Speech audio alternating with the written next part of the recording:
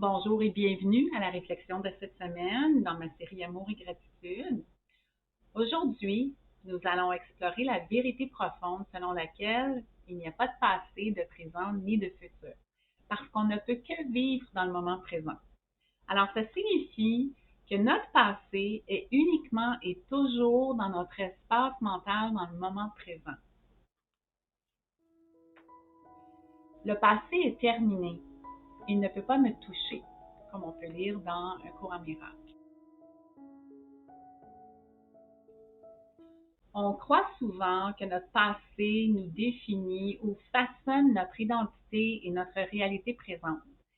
Mais en vérité, le passé n'existe nulle part sauf dans notre esprit, dans notre espace mental. Alors, chaque fois que nous nous rappelons quelque chose, un souvenir, c'est pas le passé que nous vivons, mais c'est la recréation que nous en faisons dans notre moment présent. C'est pourquoi vous avez peut-être déjà entendu dire que vous pouvez changer votre passé. Chaque pensée, chaque image qui surgit de la mémoire, elle est filtrée par qui nous sommes maintenant et ce que nous croyons et ce qu'on croit toujours encore maintenant. Elle est façonnée par notre compréhension actuelle, nos émotions, notre guérison, notre conscience du moment présent. Et c'est pour cette raison que nos souvenirs ne sont jamais fixes, ils sont fluides et en constante évolution. Cette vérité est à la fois libératrice et remplie d'humilité, parce que ça signifie que la souffrance qu'on associe à des événements passés, à quelque chose de bouleversant, ne vient pas du passé lui-même, mais de notre perception, de notre interprétation actuelle qu'on en fait. Si on a le pouvoir de créer de la douleur à partir de la mémoire, on a également le pouvoir de s'en libérer. Einstein, un des plus grands esprits de notre époque, a reconnu que les maîtres spirituels, qu'ils enseignent en fait depuis des siècles, le temps est une illusion. Le temps et l'espace sont des modes par lesquels nous pensons et non les conditions dans lesquelles nous vivons.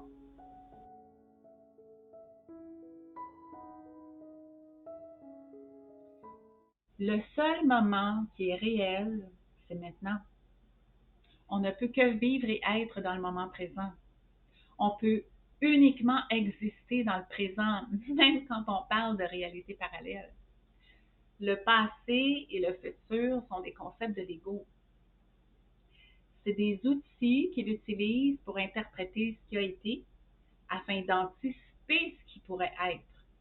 L'ego ne réside pas dans le présent. Il utilise le présent pour filtrer à travers le spectre des données d'expériences passées qui sont dans notre subconscient et les façonne, en fait, il façonne des futurs possibles, donc il l'assume en provenant des perceptions conditionnées. Le passé est une histoire que nous racontons dans le présent et le futur est imaginé dans le présent et à partir de ce qui occupe notre espace mental. C'est pourquoi la guérison ne peut pas se faire en revivant le passé. Elle ne peut que venir en changeant notre perception dans le moment présent. Je ne sais pas pour vous, mais oui, il y a des moments où il y a des choses que je ferais différemment avec mes connaissances et ma sagesse actuelle, mais je ne regrette rien. Parce que la façon dont tout a été fait au mieux de mes connaissances à l'époque et avec l'état d'esprit que j'avais ou que je me trouvais à ce moment-là. Paramahansa Yogananda l'a dit dans The Divine Romance, ne perdez pas de temps avec des regrets. Accomplissez votre mission de tout votre cœur. Le passé n'est plus.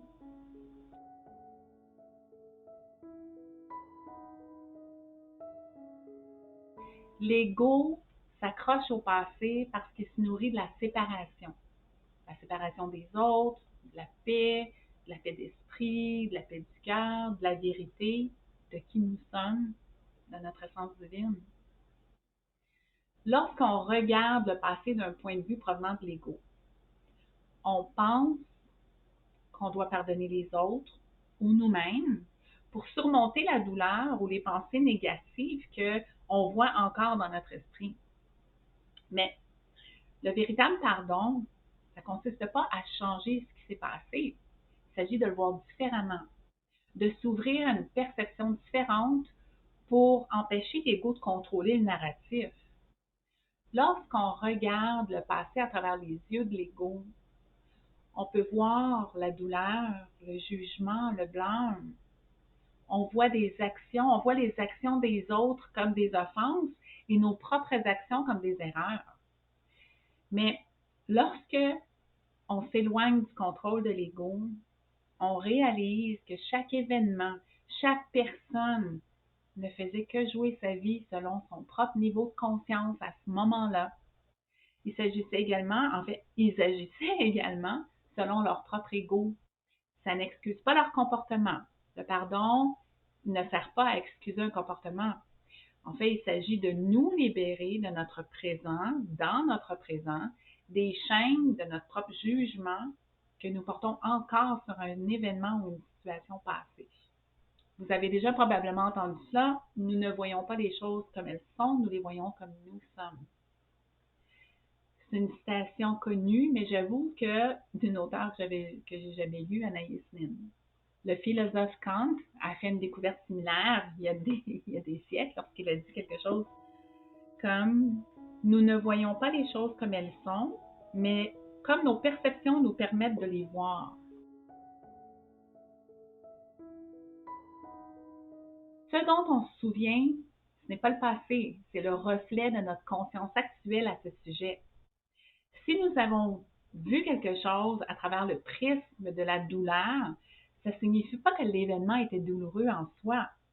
Ça signifie qu'on l'a perçu de cette façon à ce moment-là et c'est comme ça qu'on l'a enregistré. Donc, nous associons les émotions à tout ce qui se passe dans notre vie.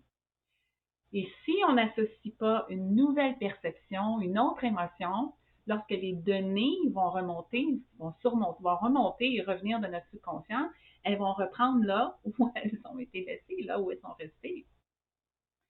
C'est pourquoi le pardon, c'est un cadeau que nous nous faisons à nous-mêmes. Nous devons abandonner une association passée qui nous maintient dans notre moment présent, enchaînés à notre propre jugement. Et on sait que on crée notre avenir à partir de notre présent. Donc, pour avoir un nouveau présent différent, on doit changer les perceptions qui proviennent de l'ego. Pardonner, ce n'est pas un acte de faiblesse. Comme je l'ai dit, c'est non plus une excuse d'un comportement, mais c'est un acte de profonde autolibération. Rappelez-vous que le passé n'existe que dans le moment présent. Donc, la façon dont vous le nourrissez va déterminer la façon dont il reviendra plus tard. Un cours en miracle nous enseigne la principale difficulté que vous rencontrerez dans le pardon authentique de votre part est que vous croyez toujours que vous devez pardonner la vérité et non les illusions.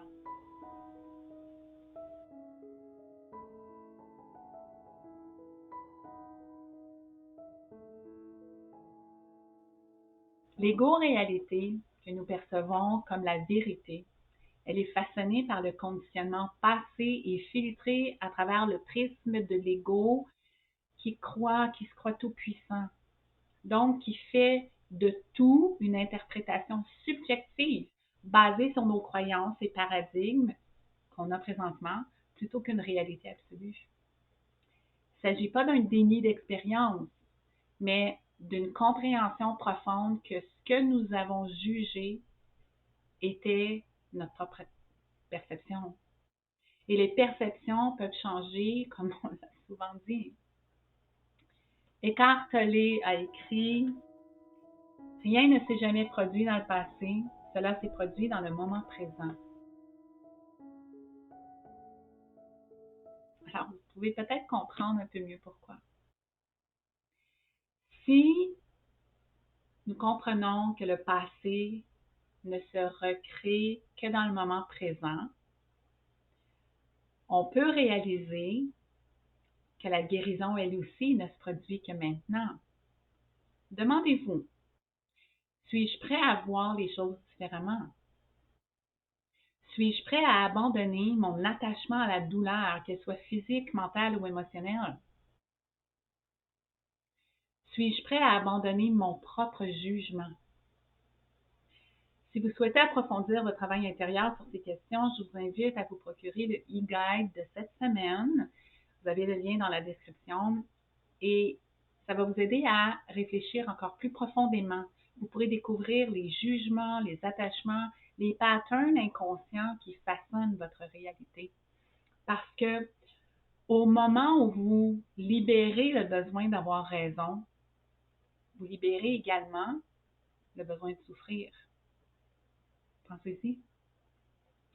Au moment où vous vous pardonnez, en fait, pas que vous pardonnez aux autres, mais à votre propre perception, le passé perd son pouvoir sur vous. Il n'y a pas de paix si ce n'est la paix de Dieu qu'on peut lire dans un cours en miracle. La véritable paix, elle ne se trouve pas en recréant ou en réécrivant le passé, mais en lâchant prise sur toutes les perceptions négatives provenant de l'ego et les émotions négatives qui sont liées. Donc, on le change d'une façon ou d'une autre. Nous apprenons tous de ce que nous vivons. On devient tous plus forts et non, ce n'est pas seulement des belles paroles de chansons. Alors aujourd'hui, alors que les souvenirs remontent et que les vieilles émotions font des vagues sur l'eau calme, laissez-les venir sans jugement, sans attachement, sans les nourrir. Voyez-les comme des nuages qui dérivent dans le ciel de votre conscience. Comprenez-les dans votre présent, puis avec amour, laissez-les passer. Parfois, ce travail intérieur nécessite de l'aide, alors n'hésitez jamais à aller chercher de l'aide, à demander de l'aide. N'oubliez pas que le passé n'existe pas, seul le présent existe. Et c'est donc dans le moment présent que vous pouvez libérer votre esprit. Merci beaucoup de vous être joint à moi pour la réflexion de cette semaine, qui était peut-être un peu plus courte, mais très profonde. Alors, je vous invite à poursuivre cette exploration au cours de votre semaine. Vous pouvez trouver le lien du guide électronique dans la description si vous souhaitez vraiment profiter de ce merveilleux travail intérieur. Merci de vous être connecté à moi et j'espère que vous appréciez ma série hebdomadaire Amour et gratitude. Que vous puissiez marcher cette semaine avec le désir de devenir plus conscient de votre ego en action dans votre moment présent lorsqu'il veut nourrir le passé, ce qui ne vous permet pas en fait de vous sentir libre et de vous libérer de votre esprit. Lorsque quelque chose du passé surgit dans votre espace mental, c'est parce que ça a été déclenché par quelque chose dans votre présent. Ça pourrait peut-être vous aider à voir ce qui est encore actif dans votre présent. Et rappelez-vous, on inspire, on laisse aller toutes les pensées, les visions qui proviennent de notre ego. On voit avec notre âme, notre cœur, et on aime. À la semaine prochaine. Si cette réflexion vous interpelle et que vous vous sentez appelé à approfondir votre pratique, je vous invite à explorer le e-guide, les guides électroniques ou les traitements mentaux spirituels conçus spécialement pour soutenir votre cheminement. Vous pouvez également devenir membre pour accéder gratuitement à toutes ces ressources hebdomadaires. Et si vous souhaitez simplement donner en signe de gratitude, les dons sont toujours accueillis avec amour. Simplement suivre les liens dans la description. Quelle que soit la manière dont vous choisissez de vous engager et de partager, sachez que votre présence et votre dévouement à votre cheminement personnel sont sincèrement appréciés.